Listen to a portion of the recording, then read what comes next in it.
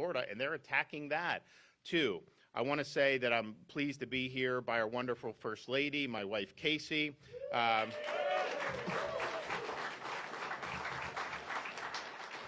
Chancellor of the State University System of Florida, Ray Rodriguez. Mel Ponder, President of Northwest Florida State College, has been a good friend. Former Representative Dr. Joel Rudman. Jane Simmons from Vision of Hope, John Boatwright from St. Andrew's Christian Care, Wendy Holly from St. Andrew's Christian Care Center, Christine Wong from Vision of Hope, and then we're going to hear from one of the Hope Florida recipients, Mary Lou, and those organizations have also benefited from Hope Florida. So first, I just have to say, we are #1 in higher education throughout the entire country. Our public university systems rank #1. As a Florida resident, you can send your kid. We even have grandparents can qualify for in-state tuition. And it's about $6,300 a year. That's the cheapest in the entire United States, and I've not let them raise tuition on Florida residents since I've been governor, and I'm proud of that. But having a good university system means you have to recognize that throughout our country, our universities have lost their way. They have become institutions focused more on political indoctrination rather than classical education. And so we said in the state of Florida very simply, these are your colleges and universities as taxpayers. They don't have the right to do whatever the heck they want and promote whatever agenda they want if it's not in the best interest of the state of Florida. So we are not tolerating indoctrination camps. We are going to have our universities subscribe to the classical mission of what a university should be, pursuing truth, preparing our students to be citizens of the Republic, and that's what your tax dollars should go for. I don't want parents to spend 18 years instilling values in their kids and then worry they send them to one of our universities in Florida and it's all going to be undone by Marxist professors. That doesn't work for me. So we have leaned in and led on the issue of higher education more than any other state in the country. We were the first state in the country to eliminate DEI from our public university system.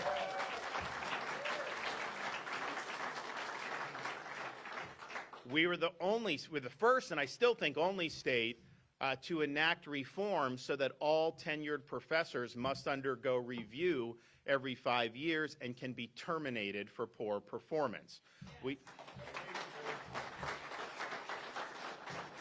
We've also worked hard to bring more conservative professors to campus, and part of that is we instituted reforms that lets university presidents and our boards of trustees recruit from other universities and give them positions without putting them in against the current faculty, because what happens is you apply to be a professor, you go before the faculty, and unless you toe the ideological line, they will blackball you.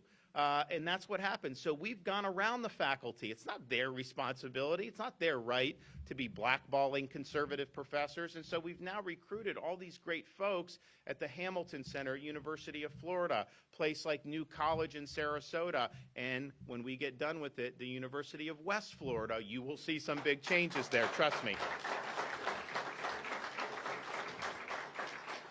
But in order to do this, it requires that the guy that you elected to be governor by a record margin, 4.6 million votes, that I take what you want to see in these universities and I use my authority to ensure that these universities don't run off the rail. So people would ask me when they had the whole Hamas stuff at like Columbia University, you literally have these Hamas people that are running the show at Columbia. They're taking over the school. And that didn't happen in Florida universities. And people say, well, you know, you're so fortunate that didn't happen in your universities. I was like, fortunate or luck has nothing to do with it. If any university president allowed that to happen in one of our Florida universities, they would no longer be university presidents in any of our universities because we would fire them. So you have to hold institutions accountable.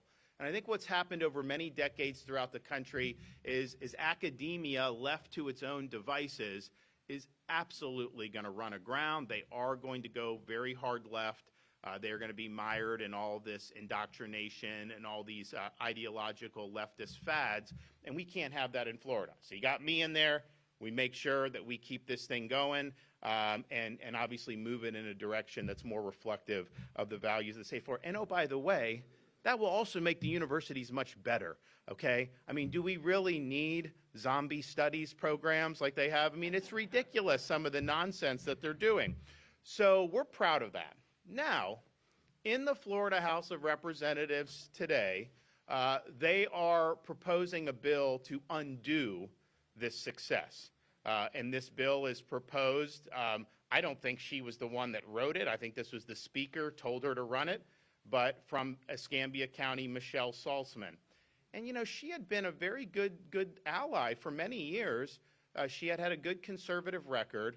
And I think what happens is these people go to Tallahassee and they go native. She's doing the bidding of the leadership and the staff. She's not doing what you sent them there to do. You did not elect her to undo our conservative reforms in higher education, because I'm confident if she ran on that, you wouldn't have elected her in the first place. And yet she is proposing a bill co-sponsored by the most flamboyantly left-wing Democrat in the entire Florida House of Representatives, is a co-sponsor.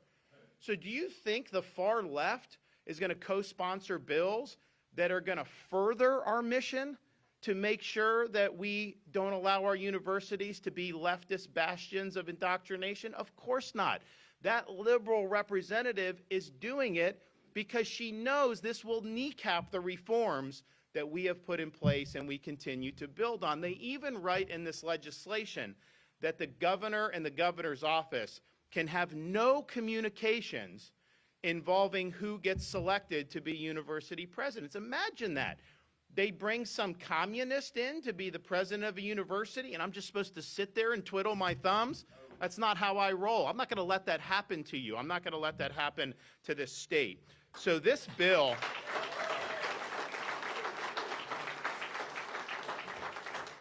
what this bill does, House Bill 1321, it removes the ability of us to ensure that we're holding universities accountable. So, for example, you know, we had the DEI elimination. Well, you got some guy at University of South Florida who was like, oh, well, we're doing it by another name. Okay, well, you're fired. You got rid of him, right? You have to have that accountability.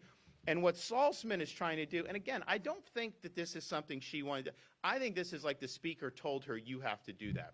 And so, but what the bill would do was neuter our ability to keep universities in line and to build off the success. Because you know what? Like, if we can get, you know, good, strong conservative leaders to be willing to run universities, that should be a good thing. You want the governor involved in ensuring that. And so this is very ill-conceived. But you say, why would the Florida House of Representatives, you have almost a 3-to-1 supermajority, which, oh, by the way, they didn't have that supermajority until I came along, and yet they are weaponizing that to try to attack us, our administration. And make no mistake, when they're attacking me, they're attacking you. Because all I'm doing is standing up for what I told you I would do when you elected me. And that's what they're doing. And they're trying to empower the left. And I think to myself, you know, nobody has done better than we have in Florida in beating the left, in beating the Democrats, and making sure that we have really strong Florida First policies. And so here we are, have made more progress on higher education than any other state. In fact, the Wall Street Journal last month, they did a front page article, and they said President Trump is looking to overhaul universities. Look to Florida to see what's going to happen because Florida's already done it. And they went through everything that we had done, and they said that's the model that's now being done with the Trump administration. And so why would you want to kneecap that? Why would you want to empower the left? And if you take us out of it, that is going to mean they go left. That is the way these things are. So we all know that. Something is rotten in the Florida House of Representatives. These people are not doing what you said, what they told you that they would do. And here's the thing. When you go up there, the leadership will threaten these representatives. They'll say, if you don't do this bill, you will lose your committee assignment. You will lose your projects. You won't have any of your bill heard. So they exact retribution on these members. And so that's why you have people that are pursuing some of this stuff, which is clearly not what they campaigned on. But here's the thing. Leadership's not cost-free. When you lead, you have to face consequences of leading. And so if you're willing to stand up as a representative and reflect the will of your constituents and follow through on your campaign promises, and that means you got to stand up to the House leadership and the staff and all these people that think they can boss you around, you may lose a committee assignment. You may have a project deep six. But at the end of the day, Edmund Burke said, the only thing necessary for evil to triumph is for good men to do nothing. So you can sit there on your hands and act like you got to play the game, but that is why this is the least productive Florida House of Representatives in the modern history of the Florida Republican Party, even though we have on paper, the biggest majority in the history of the Florida Republican Party. And I have no problem. If they run and tell you that their platform is to undo our conservative reforms in higher education, you vote for them. What am I going to do on that? I may disagree with it, but it is what it is. That wasn't what they ran on. They all ran saying they were going to support conservative policies. They all said they were going to help build off the success of our Florida First policies and the Florida model. And what they're doing now is the opposite of what they told you they would do. They're trying to sabotage the success because they have a political agenda. These are folks that are not doing what they promised the voters they would do. And that is unacceptable. And what I found in this line of work is if you just tell people what you're going to do, you get in there and do it, not everyone will like it, but they will respect the fact that you said what you're going to do and you followed through. I think what really irks voters is when people tell them, oh, they're going to most conservative thing since sliced bread, they're going to fight the Dems, fight the left, and then they get in, and then they collude with the left and collude with the Dems. That's wrong. That's a fraud on the voters who elected these people. And that is what is going on right now in Tallahassee, and you deserve better.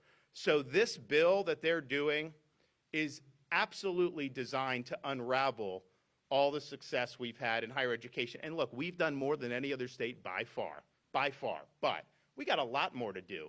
We haven't solved this problem. We got a lot more to do. University of West Florida, buckle up. You're going to see a lot of changes there for the better. It's going to be, how does the most conservative part of the state have some of these some of the most liberal programs in the state? It doesn't make any sense. So the times are changing there too. So you're going to see that.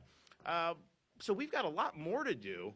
This would kneecap it, and it would basically render the successes null and void, and that's not what you voted for. Now, we're also here today because as part of our university system, we are now having our universities that have embraced the program that's called Hope Florida, which was conceived by the First Lady. And this is something that, everyone was saying was great until these guys had a political agenda to try to manufacture smears and to try to do things. And I think they're doing that to try to hide from the fact that their agenda is so anemic and that they're stabbing you in the back on all these policies. People ask me, I was talking to the neurosurgeon I came here, he's like, hey, thanks for tort reform. He's like, we've been trying to do that for a long time. And I'm like, they're trying to undo that. And he's like, yeah, what the heck is going on? I thought these were Republicans. The Republican House that you elected that already did this in the years past since I've been governor, they're now trying to undo it. There's like a flurry of bills that none of you have asked for, but that every single one of them would have one impact. It would serve to funnel more money to liberal trial lawyers. Is that good for you? Is that going to be good for your costs and businesses? And of course it's not. It is not good for this state. It is purely to pay off a special interest group. And so you see that and you're wondering what the heck's going on? So Hope Florida, when I became governor, we wanted to look at all kinds of different aspects of government. How can we do better? And oh, by the way, since I become governor, if you take the entire debt in the history of Florida, 180 years, and add that all up, we've retired 41% of it just in 6 years, and we're going to do more over the next 2 years. We've quadrupled our state's rainy day fund since I've been governor. We've run massive budget surpluses. We've cut billions of dollars worth of taxes. We have the lowest number of state employees, government employees per capita in the entire United States of America, and our debt per capita is the lowest. in all of the United States of America. And so we've put our money where our mouth is. I tell people we were Doge before Doge was cool. And you've seen that. And we're always looking to do more. And I'm working really hard on local governments now, too. So we tried to do all these things, and it spanned a bunch of stuff. But, you know, my wife, the First Lady, had an insight about our child welfare system and larger welfare programs from there.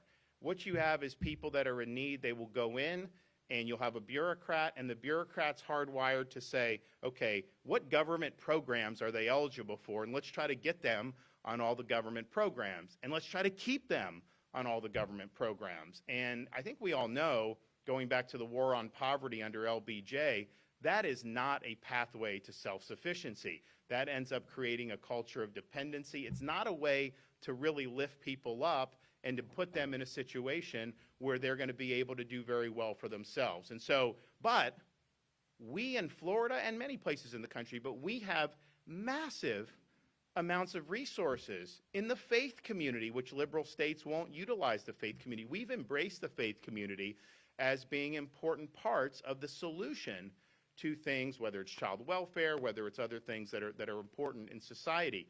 We've enlisted the support of charitable organizations. We've enlisted the support of businesses in the business community, individuals, all to be part of this Hope Florida model, which says, let's get all these people together.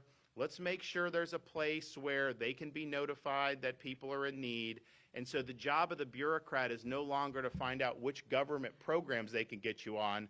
The job of the bureaucrat is to be a navigator, to navigate the person in need through all the available resources that are in our communities. And guess what? If there's a need and you have the church come and fill it, the chance that that person is going to go back to government declines dramatically. They have much brighter horizons. And since Hope Florida has been up and running, you've gotten 30,000 people off of government assistance and saved the taxpayers $100 million. And so that's a success. That's what you should want. And oh, by the way, it didn't cost any money. This is just repurposing the folks that we have there.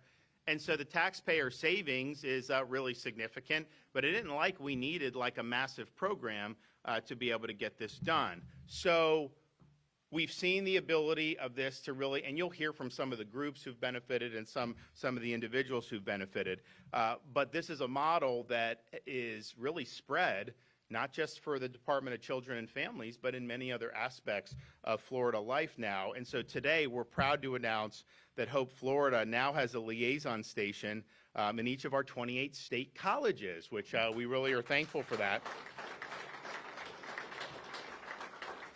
So these liaison will act as a point of contact between the state colleges and Hope Florida.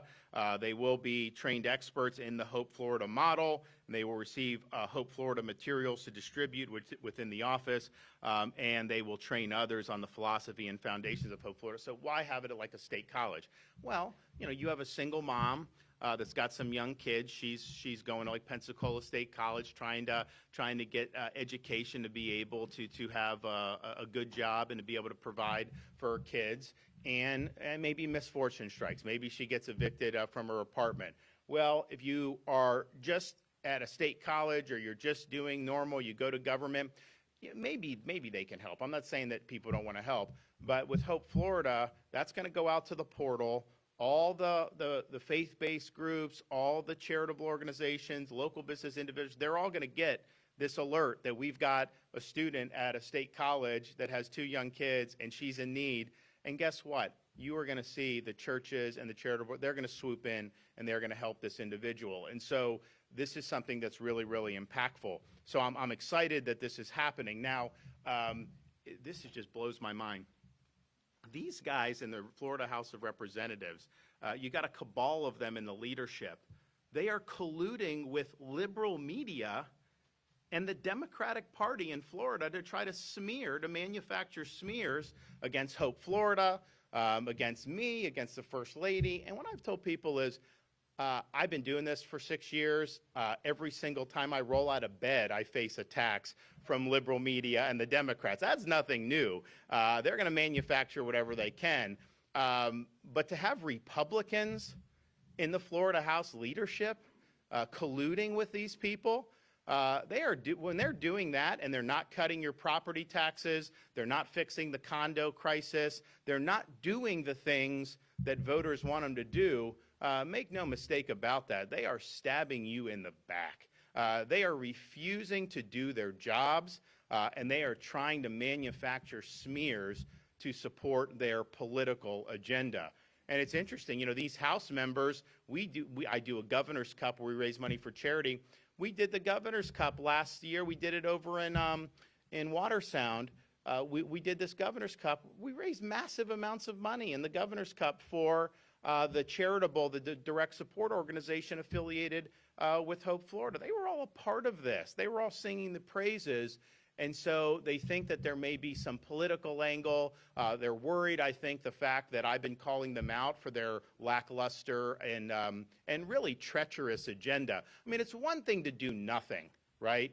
It's another thing to actively empower the Democrats and the left. And that's exactly what they've been doing in the Florida House of Representatives this legislative session. So these smears against Hope Florida, anybody who's making those smears is not serving you well. That is not something that makes sense when very few examples of government actually succeeding and helping to lift people up.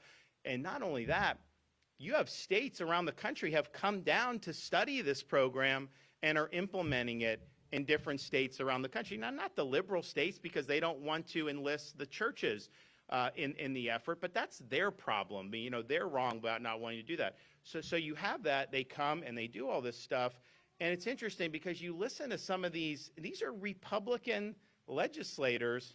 It's like, how come someone will come from Iowa to learn about Hope Florida and you won't even walk down the hall and ask questions about it because you don't even know what you're talking about. You don't even understand what the program is actually doing. So this is something that's really good. I'm really excited that we have this here. Today's announcement is going to make a difference in the lives of people. And, you know, especially when you're talking about our state colleges, you know, some of them are working people. I mean, I didn't like, you know, you graduate high school and you come, I know we have that, but you got folks that may be in different stages of their lives, trying to make something of themselves, and they may have some curveballs thrown their way. So let's utilize all the great resources in places like Pensacola to be able to lift these people up. Hope Florida is the way to do that. So I commend everybody that's been involved. I want to thank the First Lady. And here's the thing. When you're governor, anything bad happens, even if you had nothing to do with it, they will blame you. But then when good things happen, you know, that's part of my thing. But I really had no ownership of this. I didn't devise it. She devised it. She set the vision. She executed the vision. And it's been great to see the positive results. And I know the best is yet to come. Okay, with that, the First Lady. Hey. Thanks for having me. You know, just first and foremost, I want to say it is an absolute honor and a privilege to be able to serve as First Lady. There's not a day that goes by that I don't think about how I approach this job with a lot of humility. I understand and realized very quickly when the good Lord puts you in a position to be able to make a difference, what do you do with it? And it's been just very humbling. But when he was first elected in 2018 and then you get into 2019, you know, I had a choice at that point in time, right? People were saying, you know, what are you going to do? Like, what's your one initiative? You know, are you just going to read to children, which is great. Like, I do that. I read to my kids every night. I go around schools. I do that. But what are you ultimately going to do? And I said, you know what? I don't know. And I want to take this opportunity to go and learn. And so I had the chance to get in front of a lot of groups across the state and people who particularly were in the child welfare sphere, in mental health and in the welfare sphere. And, you know, I wanted to learn more because you don't want to go into anything with, you know, a false assumption of how you think something operates, right? So I wanted to get out there and I wanted to learn. Because I thought, again, you know, as First Lady, you know, what do you do with that opportunity? I don't want to be a potted plant in the side of the room and watch the world go by and take the path of least resistance. Is that what the good Lord wants you to do? Or do you want to get out there and educate yourself? And do you want to learn? And do you want to make a difference? And I went around and I learned from a lot of the key stakeholders. And it was fueled, let me tell you this, it was fueled by the fact that I hate to see people suffer. There are people in our society and in our state who are suffering. And if there is something that we can do to ease their suffering, then we have an obligation to stand up and fight for them. And so therefore, I felt very compelled. But the question is, okay, what do you do? Because I don't believe that government's the solution to anything, right? But government is uniquely positioned, as the governor said. Since the late 1960s, you had the Great Society. You had Johnson came in after the Kennedy assassination. He won in a landslide, and he said, I'm going to take on the war on poverty, and I'm going to reduce and eliminate poverty. And listen, if I could snap my fingers, or the governor could snap his fingers in 2 seconds and get rid of poverty, of course we would do it. But what happened as a result of that? Government grew. Trillions of dollars were spent. And were the people who were suffering ultimately getting the help that they needed and deserved? I would say overwhelmingly no. But what happened is, after that, a lot of very vulnerable people and people who were looking to help were directed to government, right? They got away from the churches. They got away from the communities. They got away from the people who were on the ground, who had the God-given mission to be able to help those people. But there became a disconnect. So we thought, and I thought, after traveling the state, right, and learning from all of the experts on the ground and learning to the stakeholders, what can we do uniquely positioned as government when people who are suffering and are in need of help, that single mom, who I sympathize with very much, because I have 3 kids and I know how hard it is. Imagine how hard it is for her. Imagine how difficult it is for her to figure out how she's going to put food on the table, how she's going to have her kids home for dinner, homework, keep down a job, keep the lights on, to do everything that she needs to do. Who's fighting for her? I said, we will. And here's why.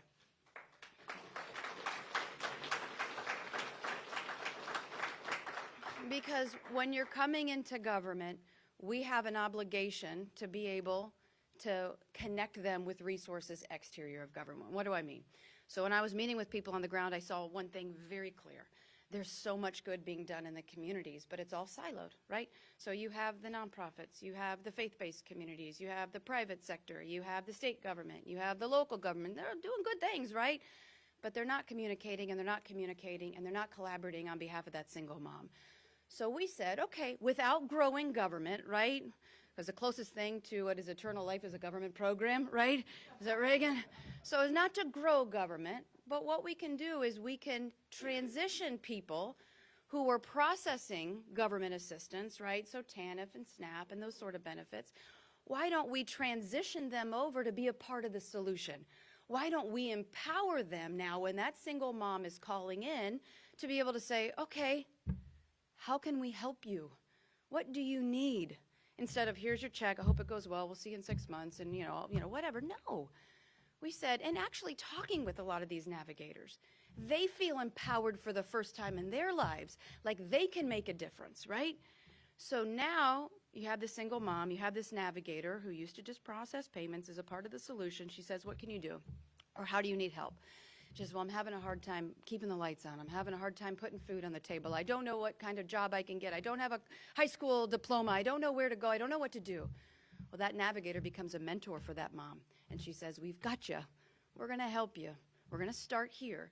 And when you start here to meet needs, what does that mean? It doesn't mean government. Of course, if they're entitled to benefits, you do that. I mean, there should be a safety net to be able to support people. I think the taxpayers would be in support of that.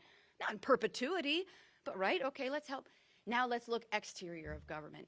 Let's look to the nonprofits. Let's get a Rolodex together. It's so funny, I say Rolodex, and the kids are like, what's a Rolodex? And I'm just like, okay, Siri. You're asking Siri, right? Or I guess we're getting to the point where it's like Grok or whatever. Grok, you go to Grok. Ask Grok, what are the resources available within the community? So now they're looking through the Rolodex or whatever, and they're finding, there's all these great things to be able to put pieces together. It's not, go call this person on and hope it goes well. It's holding their hand and helping them and trying to say, okay, yes, there's this, and I'm going to talk to Sally. Sally's going to be able to get you this, and we're going to do that. But let's say, for instance, you don't have any nonprofits that's able to service, that single mom in need, right? What do you do? We are the first state in the nation with pride to tap into our faith-based community. We have 16.5 million people of faith across the state of Florida, 20,000 institutions of faith who have always been there and ready and willing to help. The two never knew each other existed because somewhere along the way, government got involved. So what do? We say, okay, we've enlisted thousands of churches. So now you got that single mom, you got the navigator having a hard time putting food on the table. I got you. They literally, the navigator will input into an electronic system, right, the need of the single mom. Let's say she can't put food on the table. They'll say, hey, churches, there's a single mom and she's having a hard time with groceries and food. Can you help? Question mark. Goes out in the form of immediate electronic alert to our participating faith-based organizations. They all compete. And it's a competition. Who can get it first? And they're legitimate needs, right? These are coming from reputable sources. They need help. They got it. They literally deliver that to her front doorstep. They show up with a plate of lasagna. They show up with groceries. And you know what else they show up with? Hope and love. Because what has just happened? Government has made a connection between good people in need of help, good people who are willing to help. The two just came together. And you know what? Government, in a lot of instances, can take a step back because a lot of their work is done. However, it doesn't end there, right? So just as I've said, you have these navigators who are mentors to the mothers or to anyone, right? So foster, adoptive families, our veterans, elders, whatever it might be, anybody who's looking for assistance, they're going to be able to help provide those services. But let's say that single mom is looking for help with her kids. We are doing so much, thanks to him, with the Fatherhood Initiative, thanks to those in the legislature who have been supportive, to be able to provide mentorship opportunities for children.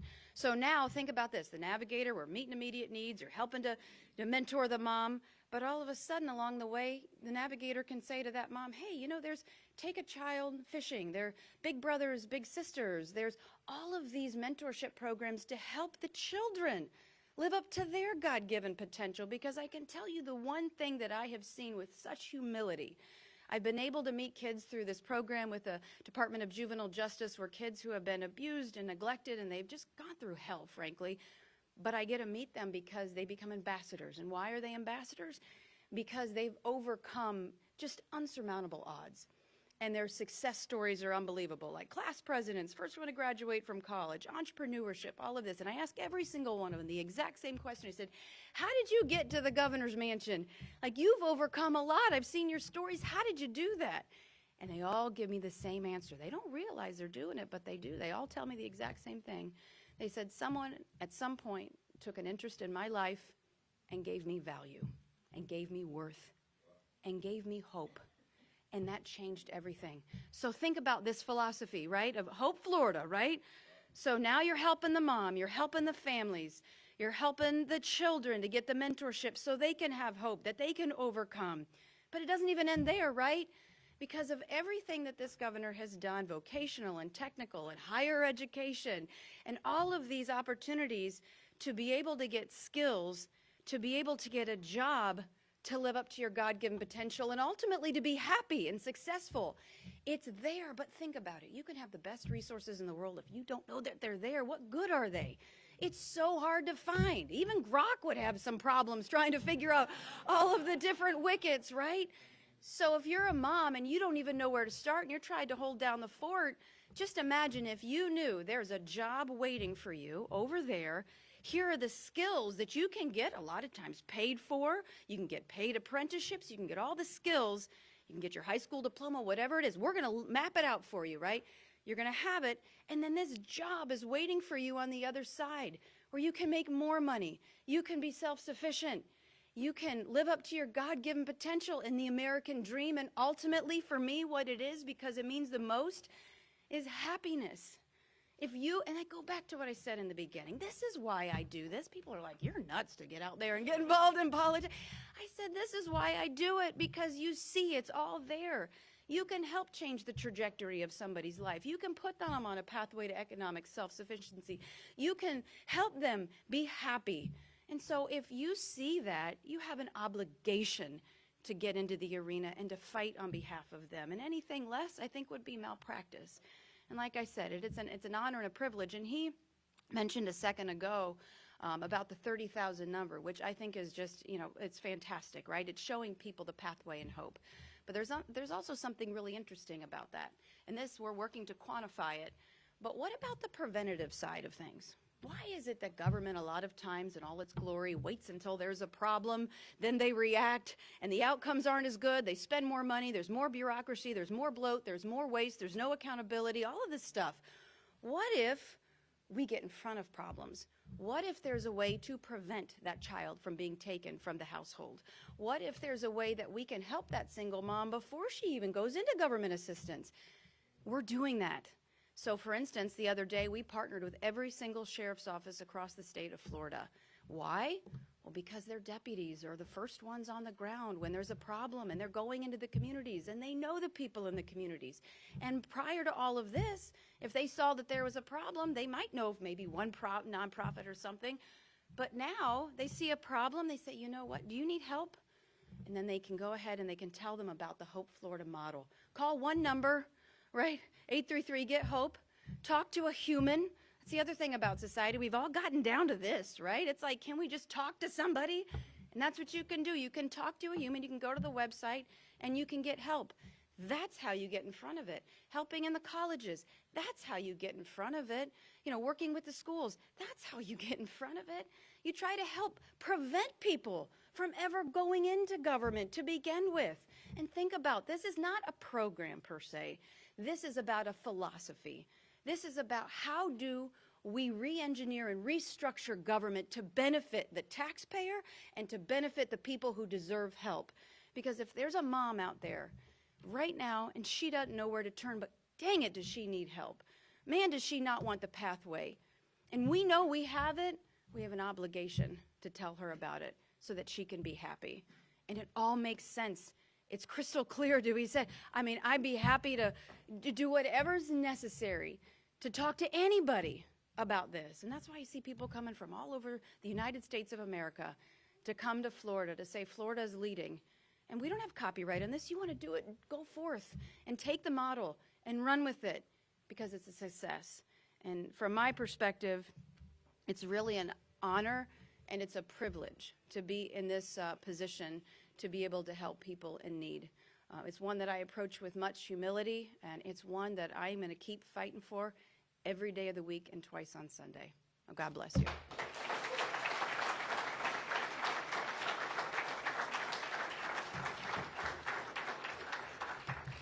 Thank you, Governor. Thank you, First Lady. And thank you, Dr. Meadows, for your hospitality to meet here on campus. I just have a couple prepared comments just in support of this expanded opportunity with Hope Florida on the college campuses. As you heard the Governor and First Lady talk about, this initiative is going to be a new initiative to take place on our college campuses. I know Chancellor Rodriguez is here somewhere. I know Commissioner Diaz is not here, but I want to thank him as well. But as a state college president, I'm looking forward to the benefits this program, the Hope Navigator program, will bring to our students, our campuses, and our communities. I was honored to be part of a roundtable discussion that the First Lady held just several weeks back with a few college presidents and university presidents when this Campus Navigator vision was released. And now here we sit just a few weeks after the vision was released and have all 28 state colleges who have partnered with and designated an on-campus liaison to connect our most vulnerable students to resources. Like other colleges, we too have needs on our campus today. 1/3 of our students qualify for federal financial need, demonstrating demand for community support services. We have students currently enrolled who have utilized the homelessness tuition exemption. We have many students who today are food insecure and rely on our Raider Pantry for food.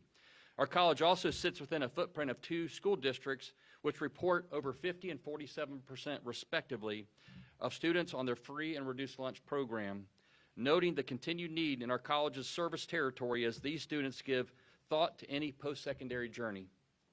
One story is a testimony as our students services team has worked with high school guidance counselors in the past to help assist students with admissions, financial aid, and program completion.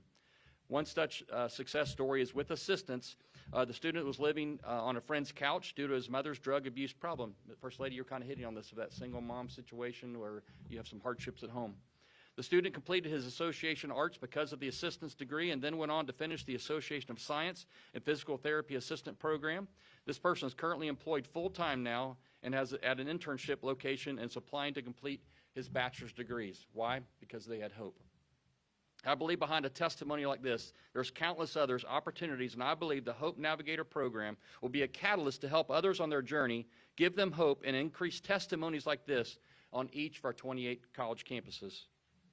I'm looking forward to having our in-house and on-campus trained liaison be the one-stop shop for our students who might have a need around food, work, childcare, housing, and help connect them with the possibilities and hope coupled with post-secondary educational opportunities. I'm encouraged and on board because a program which honors and helps our students instill hope to dream will be a great tool for our students to have.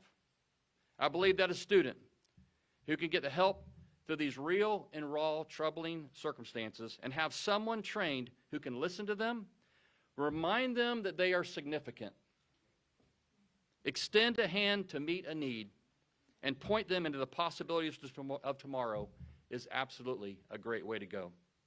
And it is a great win for our students, the college, their family, the community, and whatever else new opportunities they have in their journeys ahead. Governor, First Lady, thank you so much for expanding the tent pegs of this program to give it navigated possibilities of hope for our next generation. Thank you so much.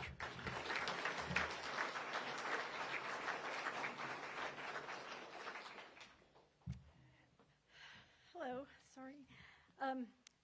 On behalf of Vision of Hope, I would like to thank Governor and First Lady DeSantis so much for the wonderful Hope Florida program, a network of people helping people. What a difference it is making in the lives of our friends with intellectual and developmental disabilities at Vision of Hope. More joy, more success, more hope. Thanks to the generous support of Hope Florida, we are excited to introduce an incredible new program called Equipping Minds. It is designed to enhance cognitive function by improving memory, processing speed, and overall work performance. It is highly adaptable to meet the unique needs of each learner and is especially beneficial for those individuals who are aging, who are on the autism spectrum, who have ADD, ADHD, or other specific learning challenges. As far as we know, this program is not currently being offered in person anywhere in the state of Florida. It's online, but not in person.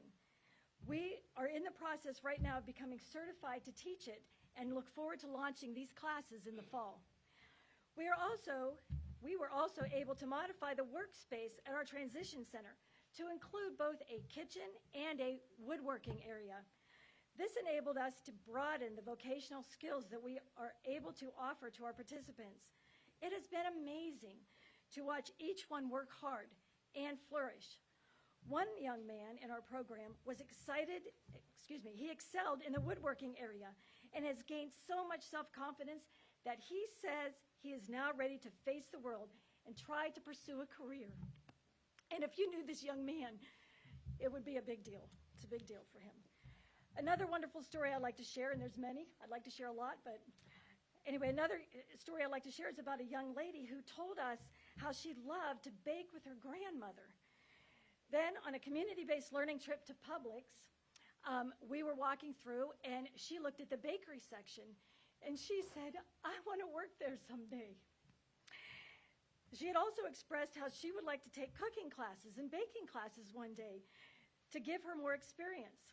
Well, with our modified kitchen, thanks to Hope Florida, we gave her more cooking experience and more baking experience, and she loved it. Now, our job coach knew that baking was her passion, and so she went out in the community looking for a place for this girl to go. Well, she found a new shop called The Makery, and she went in and talked to the shop owner. Well, that shop owner was more than willing to give Megan a try. So Megan started volunteering there, and the lady fell in love with her. Megan is so enthusiastic and whatnot, so the lady wanted to hire her.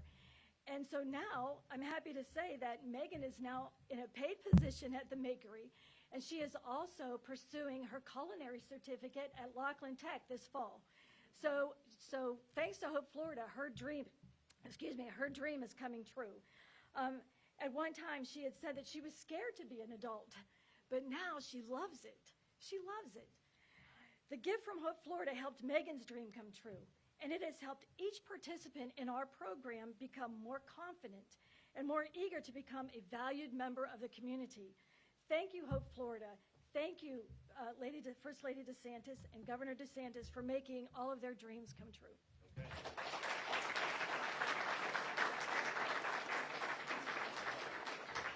Governor, First Lady, thank y'all for allowing me to come today and share about St. Andrew's Christian Care Center. We are a 501c3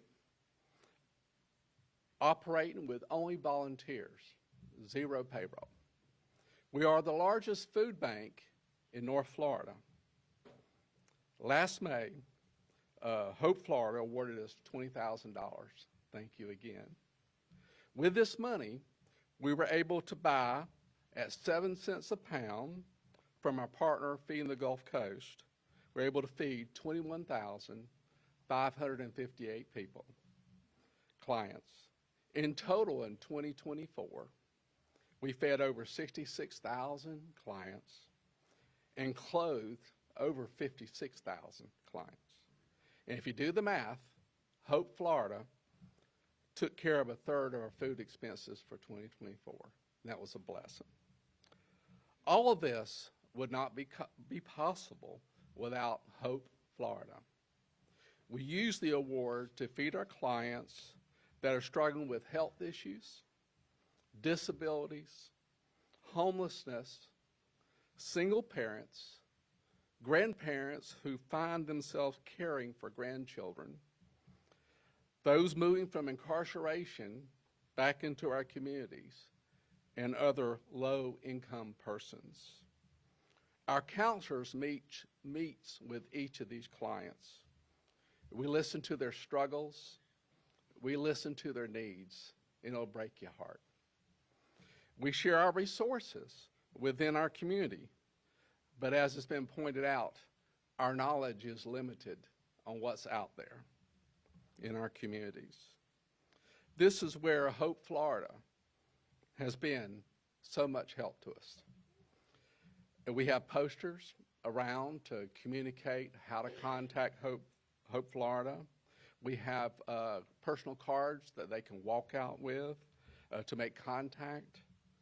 We share how Hope Florida can connect them, as has been shared earlier, to sources and connect them for help, which will put a smile on their face when they feel that they're partnering with someone. Hope navigators will listen, put a plan together for these clients. This helps the clients that are struggling with what next to do. Hope Florida brings hope and a better path for their future. Thank y'all.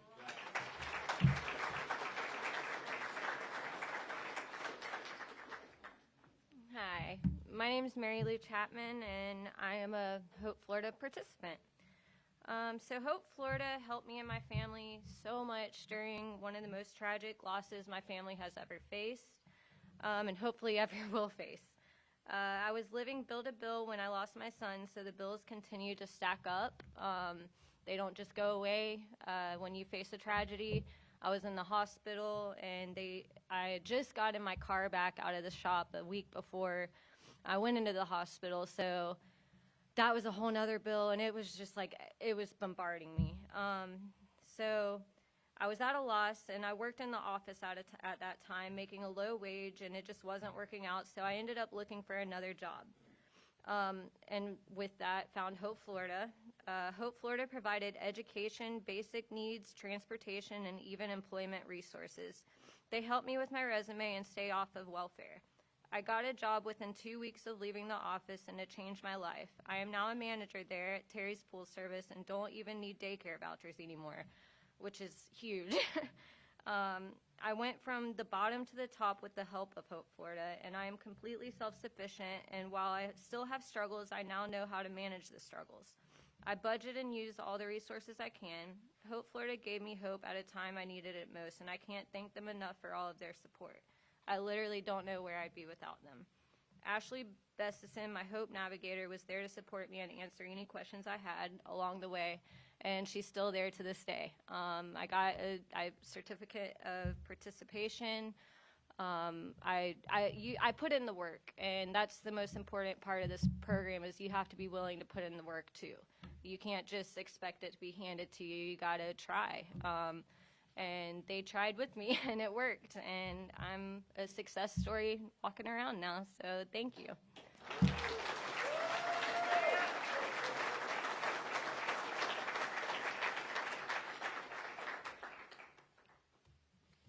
Good morning. I'm Ray Rodriguez. I'm the Chancellor of the State University System of Florida. I'm here just to say a few words on House Bill 1321. The University System of Florida is governed by the Board of Governors. Prior to the creation of the Board of Governors, the University System of Florida was governed by the Florida Board of Regents. This was from 1965 through 2001. The Board of Regents was created by the legislature and placed in statute.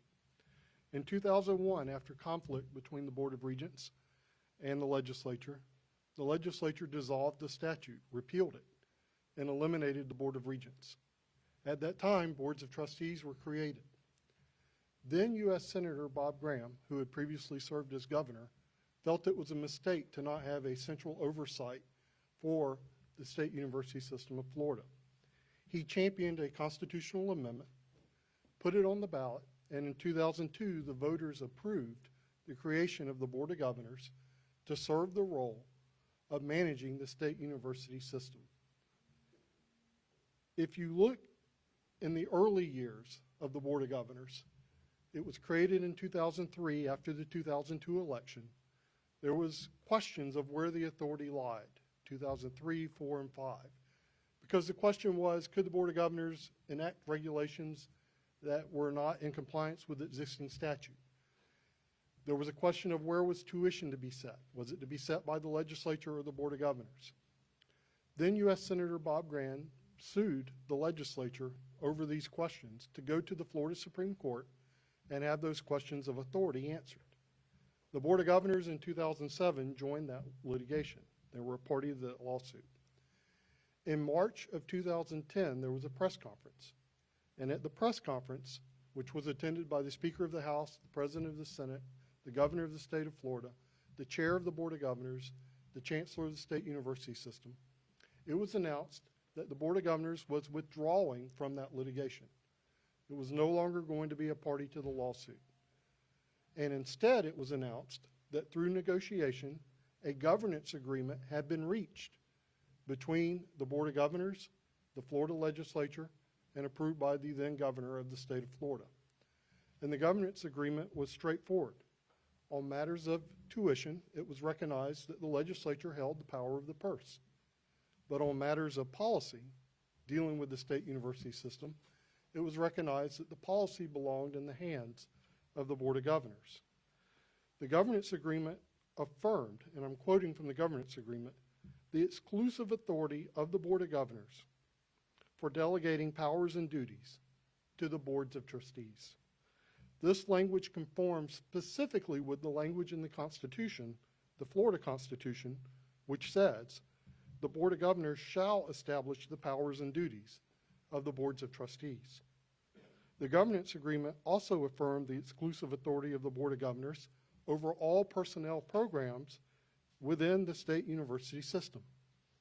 This also conformed with the Florida Constitution, which stated that the Board of Governors shall operate, regulate, control, and be fully responsible for the management of the whole university system. House Bill 1321 removes the Board of Governors from the personnel management of the universities in the selection of the president.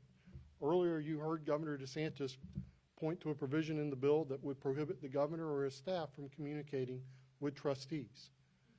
In the bill itself, the Board of Governors are removed and no longer have the role that was spelled out not only in the Constitution, but in the governance agreement to play a role in the selection of the president through the role of confirmation, working with the boards of trustees. That governance agreement was critical because once that agreement was reached, it became the foundation for what has become the most successful state university system in the entire country. Two pillars were placed on that foundation. The first was performance-based funding, where the legislature and the Board of Governors worked together to define the goals, and with the executive office of the governor, of our university system, which were the 10 metrics of student success, and then aligned our incentives, which is the appropriations to support those goals. Performance-based funding is why we have the top-ranked university system in the country right now. The second pillar was preeminence, where we defined what are the metrics of excellence for our Tier 1 research universities, and then put together an appropriation plan to support that. All of this was done through collaboration, beginning with regulation at the Board of Governors, legislation from our legislature, and then appropriation. And together, the results are indisputable. As the governor mentioned earlier, we have the lowest tuition in the country. Our tuition is 45% lower than the national average for an in-state student. In our system, you can leave spring semester, spend your summer working full-time at a minimum wage job, and before the summer is over, have earned enough to pay for your fall and spring tuition and fees. That makes us one of the last public university systems in the country that you can work your way through. Florida is number 2 in the nation in financial aid, and we're number 1 in the nation in merit-based financial aid. That is why 77% of the students that are enrolled in our system, because of our low tuition and our high financial aid, are enrolled with no student loans, no debt. And when you look across the country, what you see is frustration with higher education.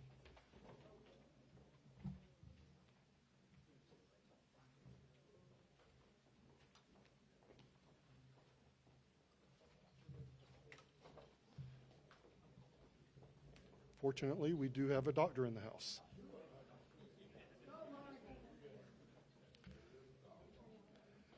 Frustration with higher education because students enroll and then they drop out. In our nation, 3 out of 4 students who enroll persist, but in our system, 9 out of 10 persist from year 1 to year 2. You see frustration that people are getting degrees and they can't get jobs. In our system, 74% of our students who graduate within a year are employed or they're continuing their education, and if they're employed, their median wage is $50,000, significantly higher than those that just have a college degree. And our governor has made it a mission to root out indoctrination in our higher education system. Last year, we completed the largest survey that's ever been done of university students. And what we learned is 78% of our students believe that their university offers viewpoint diversity, and 81% of our students believe their university offers intellectual freedom. You cannot argue with the results of our system based on the governance agreement, based on the Constitution of the state of Florida. Now, I know legislation changes as it works its way through the process. It's my sincere desire that the bills we see in both chambers are eventually amended so that they comply with the Constitution and that they maintain this governance agreement, which has proven to be so successful for our students. We have the second largest university system in the nation. We have 400,000 students that are counting on us to get this right. It's my sincere desire that we will work together to do so.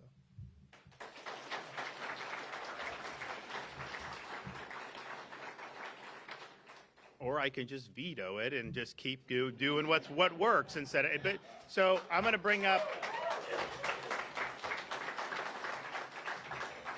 I'm going to bring up former Rep. Rudman in a sec, Dr. Rudman. But you hear what Chancellor Rodriguez is talking about. You heard what I articulated. And the question is, why the hell are they doing this? This is not what you asked for. None of them campaigned on this. Why is this happening given the success we've had? Wouldn't you want to build off the success rather than sabotage the success? And the answer is the leadership in the Florida House of Representatives basically has 2 agenda items. One is to enrich liberal trial lawyers, and they're trying to undo all our tort reform that has proved to be successful. You didn't ask for that. The special interests asked for that. But the other thing they're trying to do is simply trying to undermine me and attack me and undermine our policies that have proven to be successful and that you voted for.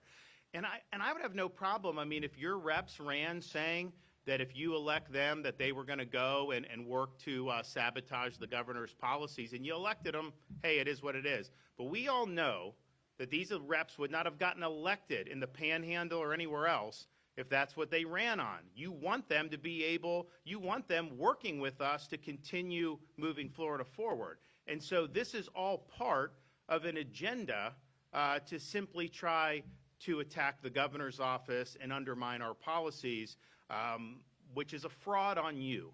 They're turning their back on you. And here's the thing. The leadership, the staff, these people, this is not, I mean, they have more in common with the Democrats, quite frankly, than Republicans. And so they get in these positions. But, you know, the rank and file members should not be standing for this. They shouldn't just sit there and be quiet while these attempts at sabotage are happening, while they're trying to fabricate smears against things like Hope Florida. They should stand up and be counted and do what's right for you. Maybe they'll lose a committee assignment. So be it. Maybe they'll lose a project. So be it. Maybe they will lose a bill. So be it. That's the price of leadership. So we need leadership in the House of Representatives, and we need to stop the nonsense. Dr. Rudman.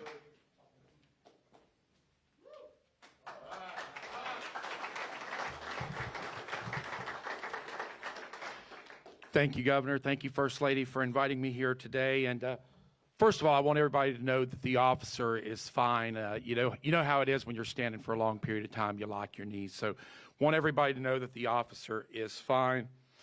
But Governor, First Lady, let me welcome you to Pensacola, which is known around the world by many titles. America's first city, the city of five flags. But Governor, make no mistake, this is DeSantis country. Now, before we get started, let me also remind everyone here that back when the rest of the world was losing their minds, you know, during this COVID hysteria, while we're on the topic of education, I want you to remember that our governor is the reason that our kids were able to go back to school in person, mask-free, and without those ridiculous quarantine policies. And Governor, I remember, because I was here in Santa Rosa County fighting my local school board, they were insisting on sending healthy kids home, and their only crime was that they happened to be sitting next to another kid that was coughing. Just utterly, utterly ridiculous stuff.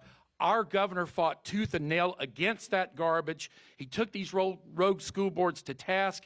He freed our schools. And Governor, just for that alone, we can never thank you enough. Now, to welcome the governor and the First Lady here at Pensacola State College on the topic of education is truly fitting. For many citizens in Northwest Florida, Pensacola State College, it's their lifeline. It's part of their game plan to achieve that job or to pursue that career that they've wanted all their lives. You know, we're essentially a military bedroom community here, and our citizens, they understand the value of education, but they also understand the value of a dollar. They see the state college system as the most affordable and the most successful way to achieve their goals. They understand, like you and I do, that it makes no sense to pay a private university $40,000 a year for 2 years of prerequisite classes that they could probably take right here at Pensacola State College for a fraction of the price. Our families here, they also understand the importance of job training and learning essential skill sets. To that end, as your state representative from Navarre, I worked with the governor to pass a law that made it easier for our military combat medics to go back to nursing school and join our nursing workforce. And PSC is happy to train those future nurses.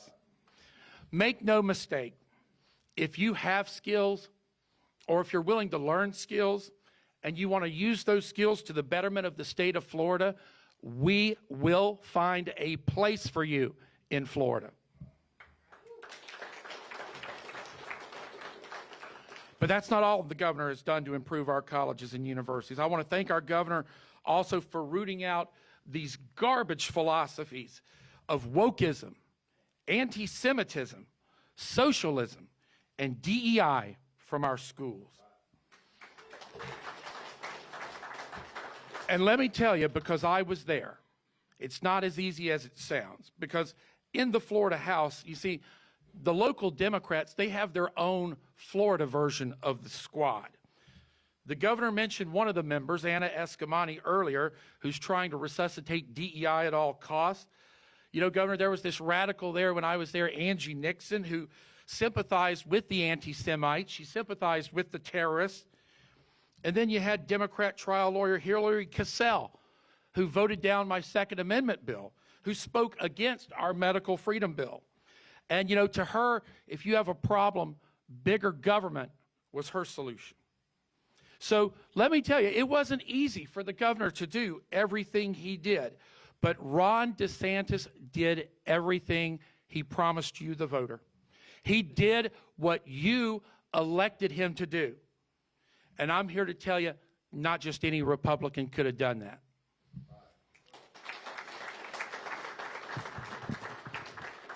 Now, case in point, let me fast forward you to November 19th of this year. As the governor said, there's a brand new speaker in the Florida House, brand new leadership, brand new staff. It's a whole new way of doing things.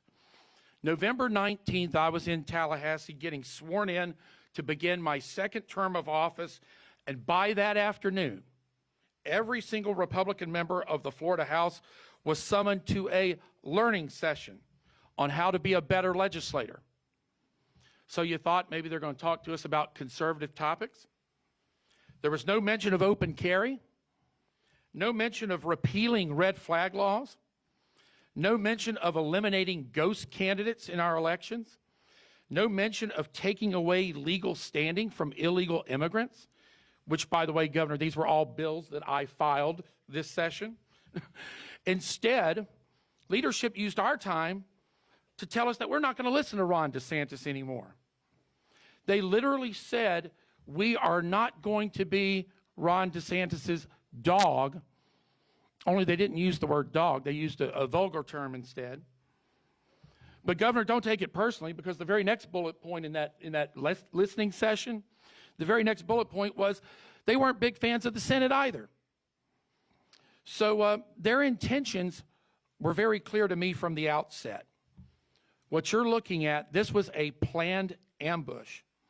Not only were they going to fight your governor at every opportunity, they actually went out and got themselves two Democrats, two people who had just voted for Kamala Harris, and they made them members of your Florida Republican Party in order to boost their ranks. So, as the second most conservative member of the Florida House, I couldn't go along with this agenda. So I left the Florida House, a place where I, as a conservative, was made to feel very unwelcome. You see, this is a different Florida House, very different Florida House. Governor, I find it difficult to even call it a Republican House majority. I call it the runaway House, because they are running away from conservative ideals. They're giving Democrats the power to roll back all these hard-fought achievements. And how bad are things right now in this runaway House? Well, let's go back to those squad members that I mentioned earlier. Anna Escamani, who we've brought up a couple times today, she is co-sponsoring the bill that wants to stop our governor from eliminating wokeism. Squad member Angie Nixon has taken to cheering on local Representative Alex Andrade, who is using his committee. Oh, we'll get to Alex in a minute. Angie Nixon is retweeting his tweets because he's using his committee to enact lawfare on the governor and our wonderful First Lady. I mean, it's disgusting. And believe it or not, the last member of the squad, Hillary Cassell, you're not going to believe this. She was welcomed with open arms into the Republican Party and made a vice chair, where she is essentially second in command in the Florida House right now. And she has begun systematically dismantling the homeowners insurance reforms that we fought for 20 years to pass, and she's making sure that she's fattening her own wallet in the process. She literally went on TV and said that Danny Perez is just the type of leader she always wanted to serve under. So this, unfortunately, is the new math. This is the new runaway Florida House that Governor DeSantis, unfortunately, is left to work with. Now, I heard some comments there in the back, so I'm going to digress for a minute because I am sad to say that one of our own local representatives, Alex Andrade, has decided to interject himself into the mix. He's actually taking shots at our governor. Well, Governor, just so you know, you are in DeSantis country, and these people, they know Alex Andrade well. I don't have to tell them that Andrade has a history of fighting conservative Republicans, and again, don't take it personally, when I had a blogger harass me on the campaign trail and get in my wife's personal space, I sued for a restraining order. Alex Andrade defended her. When a local conservative group, and we see the leader of that group right here today, Recall Florida, Chance, you know very well that when Recall Florida went up to Alex Andrade and asked him to support a bill that would allow you to recall corrupt county officials, he didn't support you, he reported your organization to the Florida Elections Commission. He tried to get you guys disbanded, which is just disgusting. You know, I could go on and on. I'm looking out there to see if the mayor of Milton made it here today. Is she back there somewhere? Mayor Lindsay, God bless you.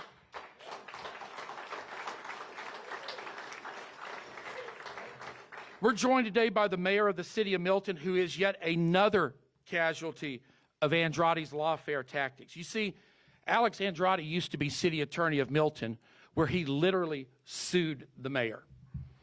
I'm happy to report that after the 2024 election, the new Milton City Council fired Andrade as city attorney.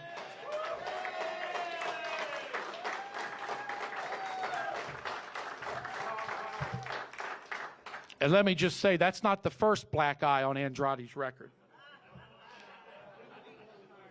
Now, I think most of y'all know this. I don't think the governor and the first lady know this, but they may find it enlightening to know that local gun store owner Chris Smith, Governor, he's a strong Second Amendment advocate. He believes, like we do, that we should have open carry and repeal those crazy red flag laws. Chris Smith has actually challenged Representative Andrade to a boxing match this summer. That's how well-liked Alex Andrade is in the district. So I just thought you might want to have that in your back pocket, Governor. So, ladies and gentlemen, understand, these are not good people lining up against this man. They may have an R behind their name, but they are not listening to you. They are not doing what they were elected to do. As I mentioned, 2 of their entourage were Democrats just 4 months ago. So you can imagine when I left the Florida House, and I'm reading all this in the newspaper just like you guys are now. I'm a private citizen. So as a private citizen, when I saw what Speaker Perez and the Florida House were doing to this man, to our champion, to the First Lady, they're letting in Democrats. They're turning your government over to Morgan & Morgan. They're ignoring open carry. They watered down or attempted to water down our governor's deportation efforts. They're thumbing their nose at property tax reform that we will all benefit from. So I'm sitting there watching this. I had a choice to make. Am I going to stand with America's governor, or am I in bed with Danny Perez and Alex Andrade in this runaway Florida House that had just welcomed in 2 Democrats? And not only that, gave them both vice chairmanships. So for me, that was an easy choice. I stand with Ron DeSantis. Well, and RC, these questions are for you. When it comes to homeowners insurance, are we going to stand with America's governor, who has already enacted meaningful reforms, or are you going to stand with this brand new Republican, Hillary Cassell, a trial lawyer who 4 months ago voted for Kamala Harris for president and who just filed a bill that directly benefits her very own law practice? We stand with Ron DeSantis, ladies and gentlemen. When it comes to tax cuts, are you going to stand with America's governor, who's telling the legislature we need property tax relief now? Or are you going to stand with Alex Andrade? Remember, this is the guy who here's from Pace, who here lives in Midway, who here lives along Avalon.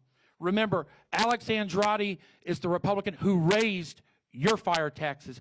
Who are you standing with? I'm standing with Governor Ron DeSantis. And when it comes to your most treasured thing that you hold dear, your children's education, your investment in that education process, teaching your kids, rooting out these communist, socialist talking points, eliminating these DEI programs, are you going to stand with America's governor, or do you stand with Anna Eskamani and this Salzman bill that takes conservative warriors out of the picture entirely? Again, we stand with Governor DeSantis. Governor, I'm going to wrap up, but I just want you to know that, you know, when you stand in Pensacola, you're standing in a place that has been home to some pretty historic governors, including our very first one, General Andrew Jackson. Let me tell you from the bottom of my heart, you are by far the best governor Florida has ever seen. And on behalf of all these Republicans here in Northwest Florida, I sincerely want to apologize for the appalling behavior of Representative Andrade and this runaway House. Their tactics are those that we would expect from Democrats. Their priorities, I promise you, are not the ones they ran on in 2024. And their actions are not representative of the will of these voters. You know, when I was running for Congress, when I left the Florida House to run for Congress, I tried to warn everyone, the only people who can derail the Trump agenda were the people that were Republicans in name only. I think you're seeing that in the Florida House, but our governor, Governor DeSantis, he is not going to let that happen. Governor, it's time to put on the armor of God, because Pensacola, Florida stands with you 100%.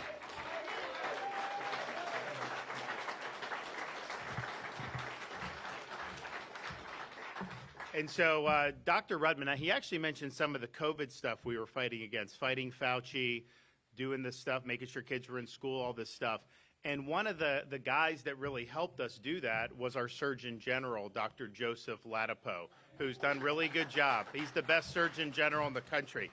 And it's interesting, this shows you the Florida House.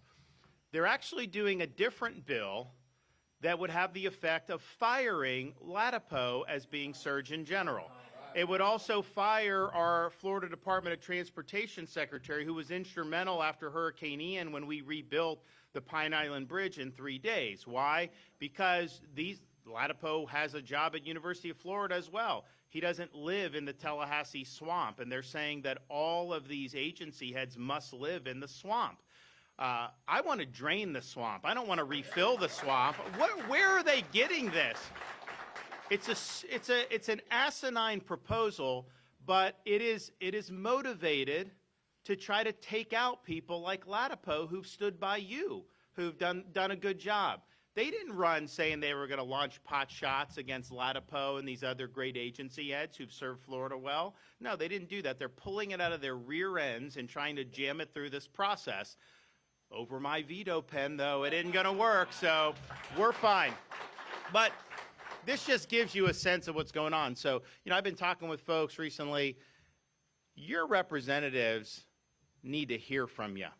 You need to tell them that what they're doing in the Florida House is not what you voted for. You have the ability to hold them accountable. You can call them on this nonsense. They didn't tell you this is what they were going to do. This wasn't the agenda that they campaigned on. And after all the success that we've had in Florida, you know, I go to these other states and they always, oh, we wish we had, you know, Florida policies here in this state or that state. You know, they want to seek your vote on that basis and then turn around and sabotage it. They can't get away with that, and I know you will not let them get away with it, so thank you. All right, do we got any questions back there? Yes. Both Democrats and Republicans are calling for an investigation into Hope, Florida. How do you squash this? Where do you move forward from here? Is it just a divide? This is a manufactured hoax, and you have liberal media and liberal Democrats pushing this. And we have some of these leaders in the Florida House who are stabbing their constituents in the back and joining with liberal media and liberal Democrats. It is a farce.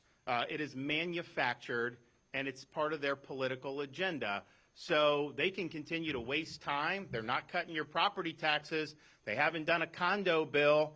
Heck, Joel mentioned They fought me on immigration deportation. I called the special session. The Speaker of the House said it was premature. He said we didn't need to do it. He said that I was being irresponsible by wanting to assist the Trump administration to increase deportations. So these guys are colluding in the Florida House with these liberal Democrats and liberal media. And as I said, I'm used to this. They've accused me, I mean, since I've been governor, they've called me everything but a child of God. That is what happens. That's what I expect from liberal Democrats. That's what I expect from liberal media. I expect the fabrications. I expect the manufactured narratives. But I think on this time you have this junta in the Florida House that is doing this, and they're colluding because they know that you're on to what they're trying to do. They know that their agenda stinks. They know it's not what they promised you. So this is a way to kind of divert your attention from the fact that, you know, some of these guys are doing the bidding of Morgan & Morgan. They're doing the bidding of the big weed cartel, True Leaf, running bills for True Leaf, basically bought and paid for by them. And they don't want you to know that. So they're going to try to manufacture. And look, some people feel threatened by the First Lady. Let's just be clear about that. They know this. They say, you saw her up here. You know, if you're looking at, you know, like 2026 and you've got, you know, some horse, you don't want her anywhere near that. You're very worried because she runs circles around their people. Everybody knows that. So I think this is a total farce. I think Hope Florida has been tremendously successful, and that's obviously our government policy. The associated charity that supports the Department of Children and Families, that's where that charity gave money to these groups. That charity's given bonus to Hope Navigators. That charity has been instrumental in supporting organizations that have combated drug abuse. Because if you think about child welfare, the majority of child welfare cases, there are drugs in the home that the parents are using. And so I don't see how you could possibly solve that problem unless you're going to be serious about assisting in efforts to mitigate drug abuse. And so that's what the charity has done. It's been incredibly successful. They're just grasping at straws. They're trying to find stuff. They're launching wild accusations. But I don't think anybody's buying it. I think we've all seen this movie before. We know how, you know, some of these liberal outlets and all this stuff and the liberal Democrats get spun up. The only thing different is that you have ostensible Republicans in the leadership that are joining in on this. And again, I think it's politically motivated. I don't think it's not a good faith effort on their part. Yes. Governor, with the president gutting the Department of Education, sending a lot of responsibility hopefully back to the states, what's your worldview on the state's influence in public schools and education as a whole? Well, I commend the president for cutting out the Department of Education bureaucracy. Block grant us that money. We'll use it much better without these Department of Education federal bureaucrats getting their grubby hands on it. So yes, block grant us the money. The money will go much further. We will be able to get the job done, I think, in a really, really positive way. And I know they're still working through the details on that, but hopefully we're able to do that, and we're able to really focus on applying those resources in a way that are consistent with our Florida First agenda and policies. And if you think about it, remember, we were the first state. Like, people talk about this now. This was like 4 or 5 years ago. We were the first state, or one of the first states, to pass legislation protecting women's sports.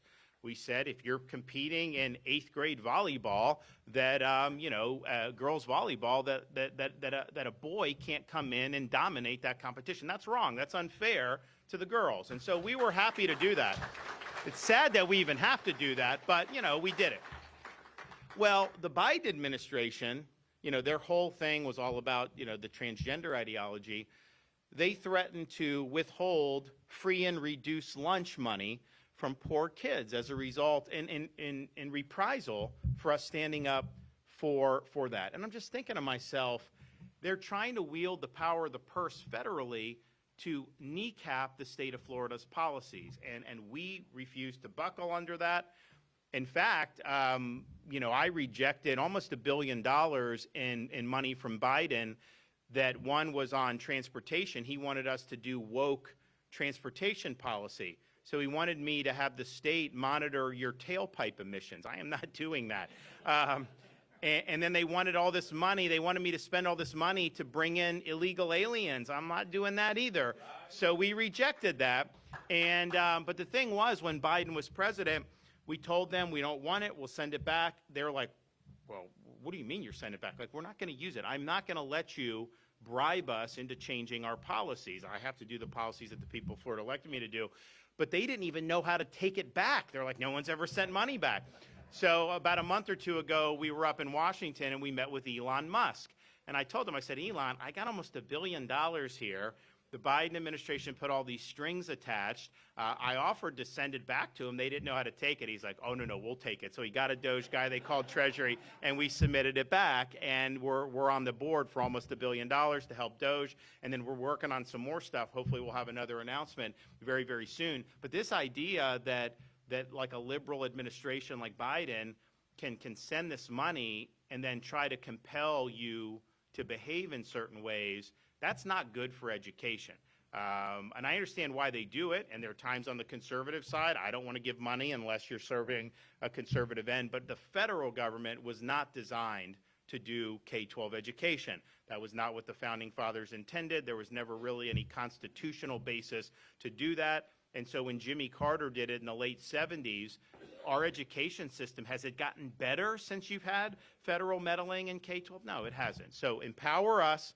We'll take that, and I think we'll be able to get the job done well. Yes.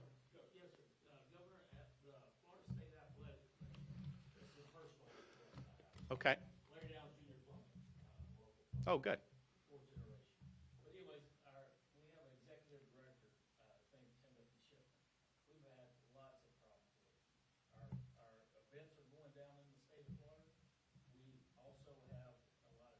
Are you on the board of FHSA? Okay. Have you spoken to any people on the board about it? Okay.